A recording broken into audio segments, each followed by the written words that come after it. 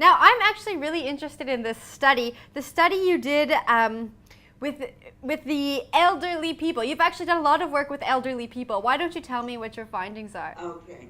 So this study has come to be called the counterclockwise study. Basically, I did this study forever ago. It was 1979, actually. It takes a long time for the world to catch up. But what we did was to take elderly gentlemen. These were men who were in their late 70s, but that was when 70 and 80 were not the new 60. They were old. Yeah. And what we did was to have them live in a retreat that we had retrofitted to 20 years earlier and live as if it were that earlier time. They spoke about the past and the present tense, talked about movies of the time, and so on. And the effects were phenomenal. What we found was this group that put their mind in this earlier place, their memory improved, their strength improved, they looked younger, their hearing improved, their vision improved. It was remarkable given that it was just for a week. And part of this is to suggest that most of us have bought into notions of limits about what we're able to do. And that if we can bypass those mindless expectations, we're capable of all sorts of things that most people would be surprised about. So are you saying... We've recently done more research with that very notion. That study is based on the theory that I call mind-body unity. Very simple. It says when we put the mind and body back together, wherever we're putting the mind, we're necessarily putting the body. So we put the mind in all sorts of places and take our measurements from the body. And this explains placebos, spontaneous remissions, and so on. So for example, we did this work with chambermaids where oddly they saw themselves as not getting much exercise, even though they're exercising all day long. And that's because, according to the Surgeon General in the United States, exercise is what you do after work. So here we have these women working, exercising, being exhausted all day long, not seeing themselves as exercising. Now, if exercise is good for you, they should be healthier than people who are similar to them, but who aren't doing this kind of work. Turns out that they're not. They're even less healthy. Now, we took these women, divided them into two groups, and for the experimental group, we simply taught them that their work was exercise. We showed them how making a bed was like this or that piece of equipment at the gym and so on.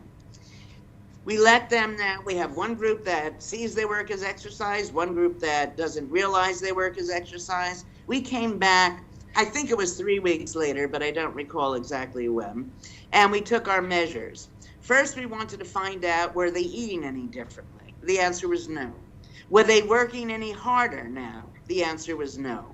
Nevertheless, with this simple change in mindset, we found that they lost weight. There was a change in waist to hip ratio, body mass index, and their blood pressure came down, simply from the change in mindset. So we're capable of so much more than we realize.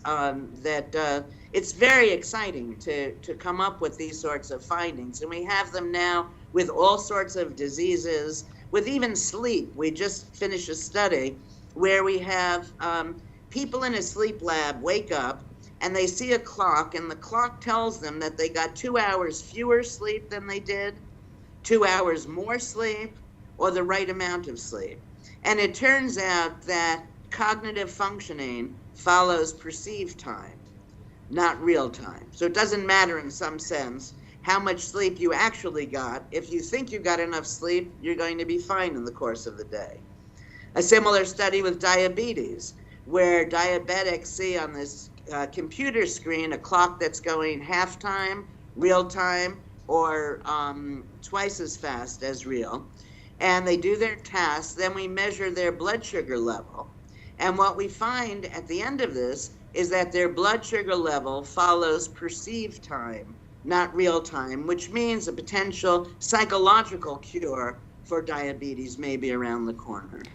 Wow, that's all very interesting. So are you saying that being mindful can actually make us healthier and younger and improve our Yes. health in ways that we haven't explored before. Yeah, no, it's amazing. We have many studies where we teach people to be mindful and they live longer. We teach people to be mindful and they're happier, healthier across the board for virtually, for most of the diseases that we've looked at.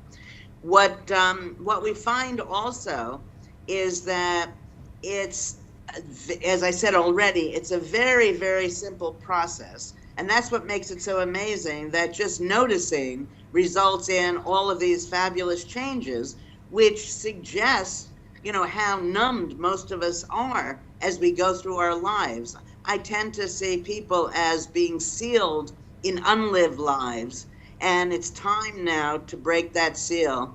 I was going to write a book years ago that everybody at that time was worried about, is their life after death. And I wanted to write a book about let there be life before death. For too many people, there just isn't.